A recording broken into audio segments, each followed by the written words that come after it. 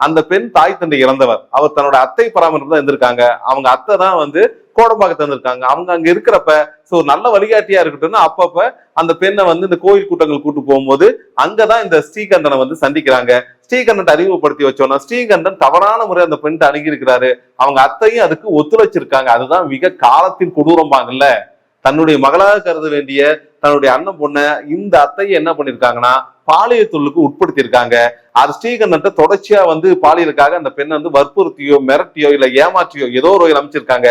எவ்வகையில் நடந்தாலும் அது போக்சோ சட்டம் தண்டிக்கும். ஏன்னா அந்த பெண் மேஜர் ஆகிற வரைக்கும் அதுக்கு முன்பு நடக்கிற அனைத்தும் இந்த போக்சோ சட்டத்தில் அடங்கும். அதன்படிதான் அந்த பெண் 13 வயதில் நடந்த துயரத்தை தற்போது காவல்துறை பதிவு செய்து அதன் வழியாக ஸ்ரீகண்டன் கைது செய்யப்பட்டிருக்கிறார். இந்த ஸ்ரீகண்டன் இப்போது மட்டுமல்ல, இதுக்கு முன்னாடி இதே மாதிரி ஒரு பாலியல் வழக்கு சிக்கிறாரு. ஆனா அது போக்சோ சட்டம் இல்ல.